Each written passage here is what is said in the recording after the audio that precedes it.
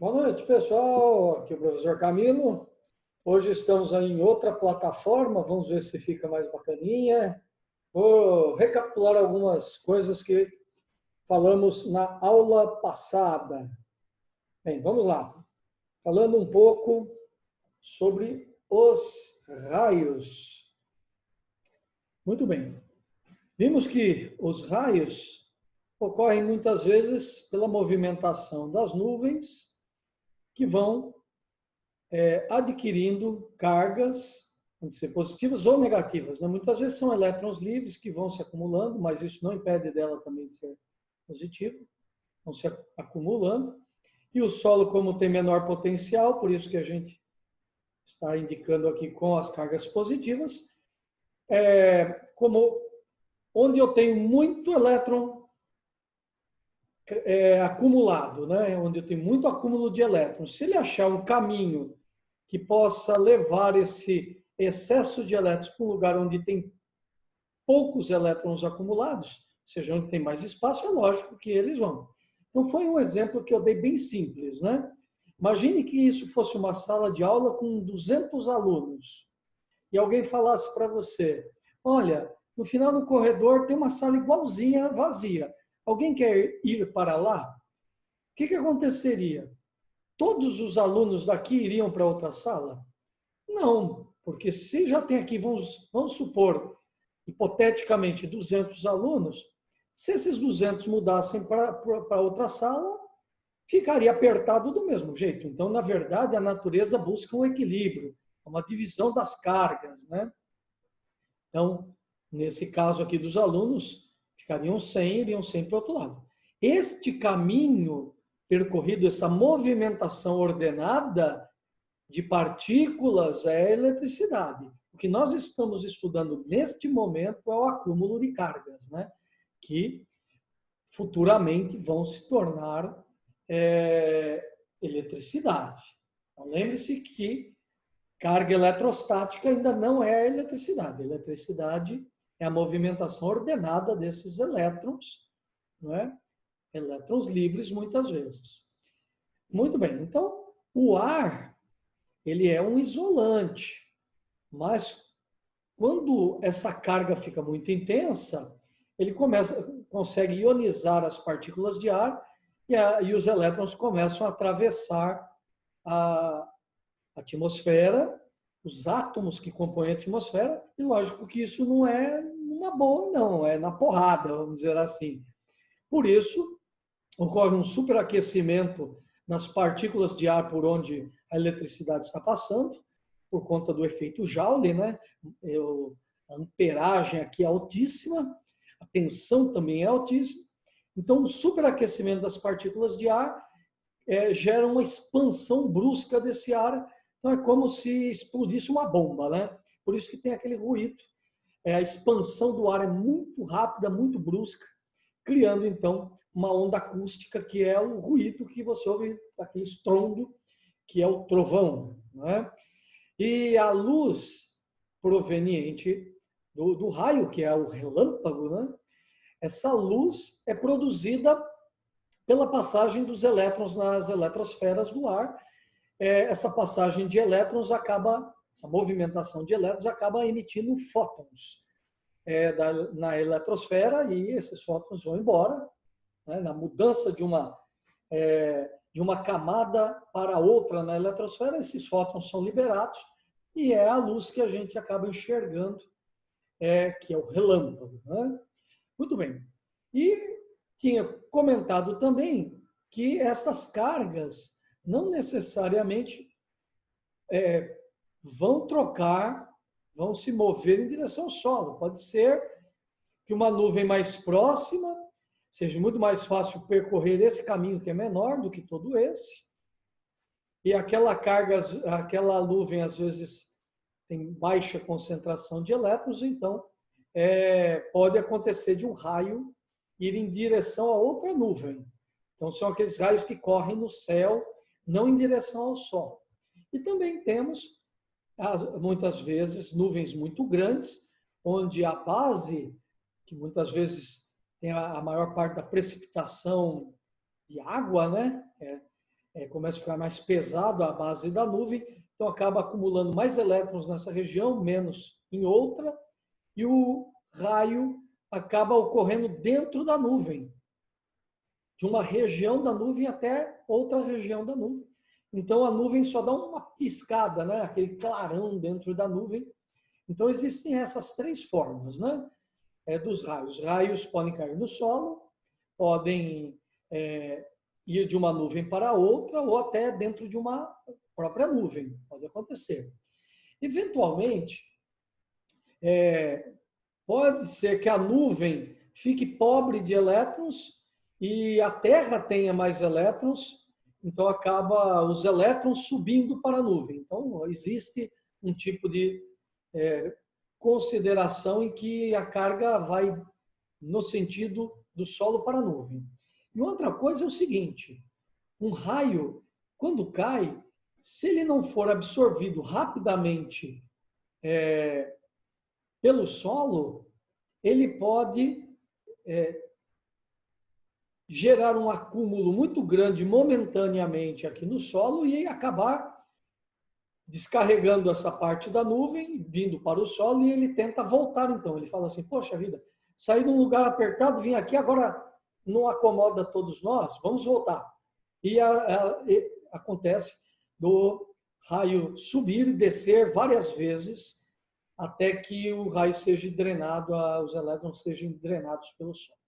Por isso, quando você tem um para-raio, que na verdade o para-raio ele serve para atrair o raio, né? As pontas do para-raio, existe uma teoria chamada teoria das pontas, que aumenta o campo elétrico nessa região.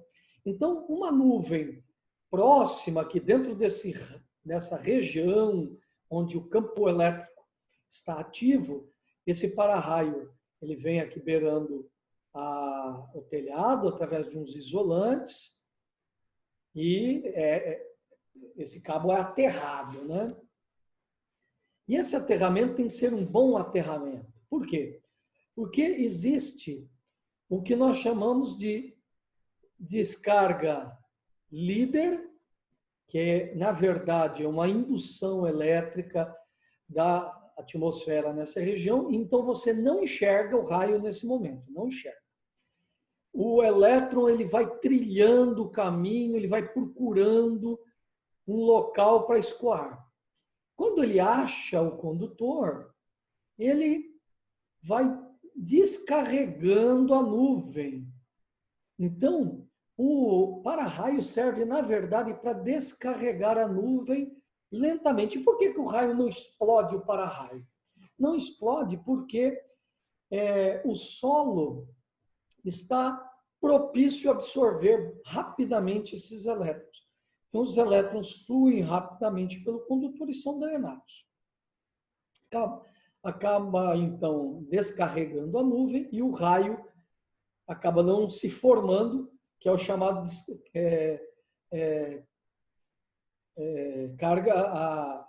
descarga principal, né? Essa descarga líder, ela trilha o caminho, mas se eu colocasse o para-raio sem o aterramento, o para-raio atrairia a descarga líder e na hora que terminasse de trilhar, falava, é aqui que eu quero passar, o raio, né? Todos os elétrons drenariam rapidamente para essa região de menor potencial e não teriam como ser escoados. Então, ocorreria aquele fenômeno dele tentar voltar para a nuvem, e nessa tentativa que explode tudo. Então, é como se houvesse um retrocesso dos elétrons. Ele sobe e desce muito rapidamente, e isso aí ocorre um aumento da temperatura e tudo que a gente conhece como raio, efetivamente. Então, não é um bom negócio você ter um para-raio sem ter um bom aterramento. Muitas vezes, quem instala os para-raios tem que ser empresas profissionalizadas. Você tem que fazer uma análise de solo com um aterrômetro. Existe um aparelho que mede a capacidade de absorção dos elétrons pelo solo. Esse aterrômetro vai me dizer se eu preciso tratar o solo. O que isso significa? Que em alguns momentos eu preciso cavar um buraco, pôr uma terra diferente aqui, com mais óxido de ferro, por exemplo, misturar com carvão. Existem diversas técnicas para se tratar o solo na região que irá receber os aterramentos, né? Então, a grosso modo, você não pode instalar de qualquer jeito um para-raio, porque ao invés de drenar os elétrons da nuvem, ele pode, de fato, atrair o raio para si e explodir para-raio com telhado e tudo. Outra curiosidade, que são os tais dos mitos e verdades, né? É o seguinte. Primeiro, ficar embaixo de árvore é perigoso numa tempestade? Sim, é perigoso. Porque o raio prefere cair nos locais mais altos. Então, como é muito mais fácil para o raio cair na árvore do que atravessar toda essa atmosfera ionizando ela, né? Porque é difícil fazer essa ionização, então é muito mais fácil o raio cair num corpo mais alto. Então, a árvore é um corpo mais alto e, além do fogo e das faíscas que podem serem geradas aqui, o próprio descarregamento da energia no solo pode lhe afetar, né? Então, se cai numa árvore, o raio, ao ser drenado pelo solo, você pode receber uma parte dessa carga, como também faíscas saírem dos galhos, enfim, e atingir você. Fora o fogo, o superaquecimento, então essa onda de choque da explosão pode lhe atingir. Então isso é, de fato, perigoso. Se caminhar na praia, não tem árvore nenhuma na praia, só está você lá. É perigoso? É perigoso, porque o raio, ao invés de preferir percorrer toda a atmosfera até o solo, ele prefere você que está mais alto. Então, ele vai dar preferência cair em você, principalmente porque você está com o pé úmido e há um teor de sal, que o sal, na verdade, é umedecido, né? O sal, uma solução aquosa com sal, ela favorece o fluxo de elétrons, o dreno de elétrons, então é um ótimo aterramento, então você vai ser um ótimo aterramento, o raio vai cair em você.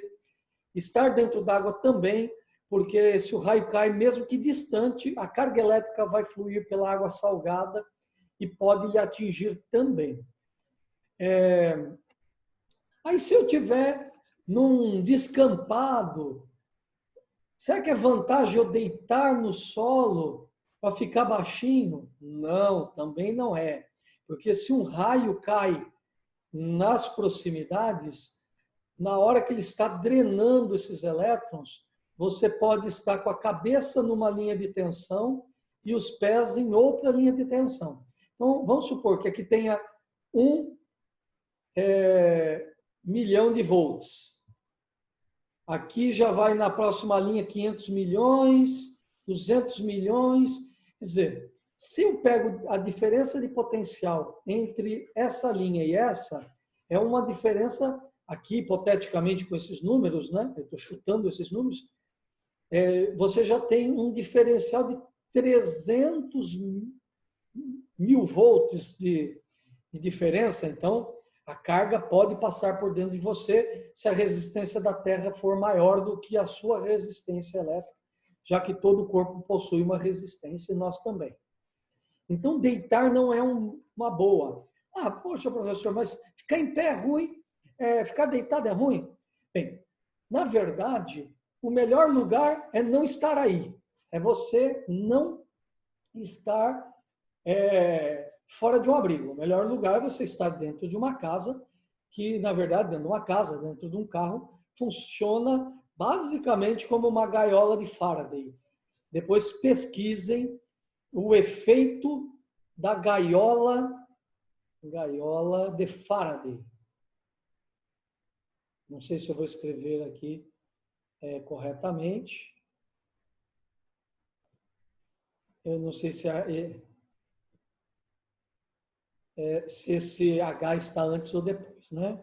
Muito bem, mas o Faraday, se vocês digitarem aí na internet, de qualquer forma, digitando isso aqui, vocês vão entender que o Faraday provou que a eletricidade flui pela superfície dos corpos. Então, uma pessoa dentro de uma casa não está sujeita às cargas, porque as cargas passariam pela estrutura metálica, pela parede, né, pelas colunas, vamos dizer, a ferragem das colunas, tudo isso aí.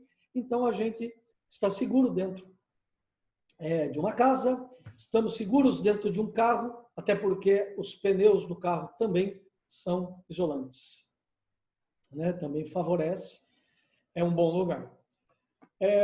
Agora, se você estivesse num campo, por exemplo, um pasto, a melhor coisa, caso você não tenha como fugir dali, é você ficar abaixado sobre seus pés, de preferência numa depressão. Então você abaixa, procure o lugar mais baixo possível e toque o mínimo possível no solo. Por quê? Porque existe um efeito, justamente dessas linhas de corrente, que mostra, inclusive, que os bípedes morrem menos do que os quadrúpedes. Por quê? Se um raio cai e eu estou nessa linha de corrente, só com o pé em uma linha, é como, mesmo que aqui seja 500 mil volts, o meu pé está muito próximo um do outro, então a diferença de potencial é muito pequena. É diferente de uma vaca, por exemplo, que está com uma parte dos pés no 500 mil volts, por exemplo, as patas traseiras no 500 mil volts, e as patas dianteiras nas linhas de 200 mil volts. Então, há uma diferença de potencial aí, nesses números que eu coloquei aleatoriamente, nesse caso, para o exemplo, de 300 mil volts. Então, por isso que, às vezes, raios que caem nas cercas do pasto acabam matando muito gado, porque essa carga flui pelo solo e acaba atingindo os quadrúpedes, sofrem muito com isso. Essa ideia de pôr o pé numa única fase, vamos dizer assim, numa única linha de tensão, explica por que os passarinhos, ao pousarem em um único fio, lá no poste, não morrem eletrocutados. Por quê? Porque eles põem o pezinho deles, por exemplo, esse fio tem 14 mil volts, mas esse pé está em 14 mil volts, esse pé também está no 14 mil volts. Como o que faz aqui, olha, olhando nessa situação, gerar uma diferença de potencial, nós já tínhamos falado sobre isso, por que o elétron sai daqui e vem para cá? Porque aqui está cheio e aqui está vazio, existe uma diferença.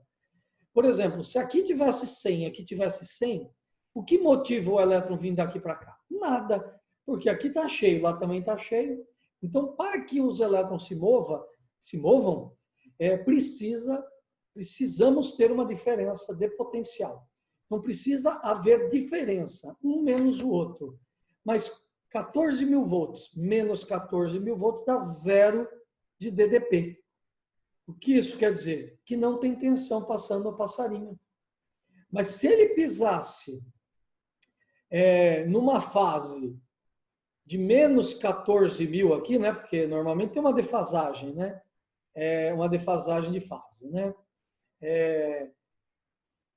O que acontece? Um menos o outro dá uma soma e aí vai passar 28 mil volts pelo passarinho. Então, se o passarinho pisasse nos dois fios, a pata dele fosse grande o suficiente para pisar de um cabo no outro, então por um pezinho nesse, aí mataria o passarinho e eletrocutava. Então, na rede elétrica também, por exemplo, para termos o 220, nós temos duas fases 110. Fase 1, fase 2. No caso da rede elétrica residencial, para dar o 220, se eu ligar temos, na verdade, um neutro uma fase 1, fase 2 de 110 volts cada um. Então, se eu ligar uma fase de 110 no neutro, a tua tomada tem 110. Se eu ligar um fio na fase 1 e no neutro, sua tomada tem 110. Mas se eu ligar um fio na fase 1 e um fio na fase 2, tua tomada vai somar 110 com 110 e vai dar 220 a tua tomada. O que isso quer dizer? Se eu pegar com a minha mãozinha na fase 1 e encostar em qualquer coisa que esteja aterrada, por exemplo, no metal, na pia que está, sei lá, presa por alguma coisa metálica, ou tiver com o pé no chão, eu vou tomar choque. Ah, se eu pegar no neutro, vou tomar choque? Não, não vou tomar choque. Se eu pegar na fase 2 e a outra mão encostar em alguma coisa, vou tomar choque. Porque aí o aterramento funciona como neutro. Agora, se eu pegar com as duas mãos, um em cada fio, vai tomar um choque bem maior. E por que alguns eletricistas põem a mão no fio e não tomam choque? Porque ele, muitas vezes, está com a bota bem isoladinha, e aí a hora que ele põe a mão, ele não encosta, ele toma o cuidado de não encostar em nada, a não ser naquele fio, ele acaba não tomando choque, porque você não gerou aterramento. Mas fala para ele, você é um eletricista? Faz o seguinte, tira o teu sapato, põe o pé no chão aí, agora põe a mão no fio. Você vai ver que ele não vai fazer isso. Ele faz isso porque ele não está aterrado. Então, às vezes você vê o pessoal da Eletropaulo, da Electro, da Bandeirantes, enfim, qualquer concessionária, mexendo na rede com carga, mas é porque eles estão numa gôndola isolada, estão com diversos equipamentos isolantes. Então, eventualmente, ele consegue fazer esse trabalho sem tomar choque. Tudo bem, pessoal? Beleza? Então, tá aí a nossa aula de hoje. Amanhã a gente conversa mais um pouquinho aí, agora sobre cargas elementares, tá bom? Obrigado, até mais. Vamos aqui voltar a câmera.